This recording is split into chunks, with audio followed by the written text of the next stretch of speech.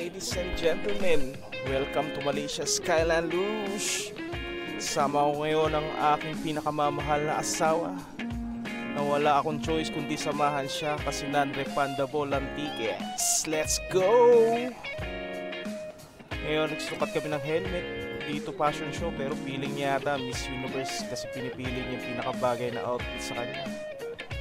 At ako ayan, parang delivery rider lang. Pero tandaan nyo, safety first, bago landi. Ayan na, paakyat na kami. Sabi nila, enjoy the view. Pero ako, ito, enjoy lang yung view ng asawa ko. Nanginginig sa taas. Kapit lang be, hindi ito Titanic. Walang jack at close dito. Pero kung mahulog ka, matitesting natin kung tutupad yung St. Peter. Yan na, ramdam niya na yung tesyon. Ako nagdadasal, siya nagpipicture pa rin. Siyempre, hindi tayo aalis hanggat walang magandang selfie.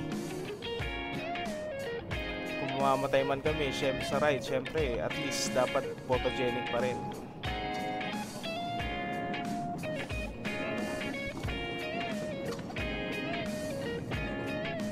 Ayan, here we go. Grabe. Feeling ko Formula 1 driver ako. Pero teka lang, bakit parang naging bumpers to? Oy, huwag kang shortcut ha. Hindi to karera ng buhay at kamatayan. Magkahiwalay man tayo sa daan, magkita pa rin tayo sa finish line. At saka mamamaya. Alright. Boom, ayun na nga. Mandar na. First corner, kala ko Tokyo Drift eh. Pero parang tricycle trip lang. Alaya lang sa preno, baka diretsong highway ang ending ha. Tandaan mo, hindi ka pwedeng sumuko dito. Sa buhay mong asawa, walang preno. Laban lang. Let's go! Grabe, iniwan ako ng asawa ko. Kala ko forever kami. Yun pala hanggang first corner lang.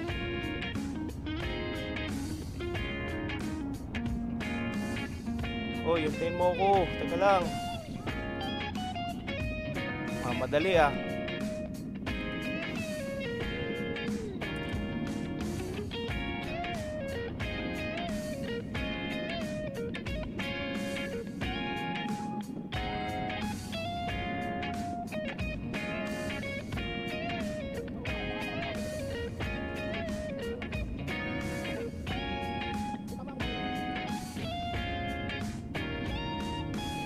Ito na nga, malapit na sa finish line. Ang tanong, sino ang panalo? Ako ba ang asawa kong may secret turbo boost? Pero kahit sino pa ang mauna sa dulo, Bills pa rin ang tunay na kalaban natin. Yes! Mission accomplished. Nakarating kami ng buhay. Walang bali, walang sugat. Pero may konting sama ng loob kasi natalo ako. Pero okay lang. May souvenir photo naman kami. At eto ulit, pangalawang try namin.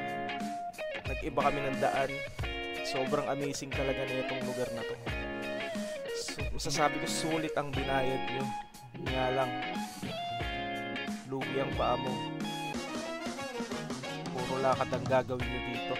Medyo malayo siya. So, dito, 5 try kang pwedeng umulit. Meron din silang unlimited ride dito pero nakakapagod eh. Pag mga 30 ka na talaga, hindi na sulit yung mga gantong activity. Nakakapagod.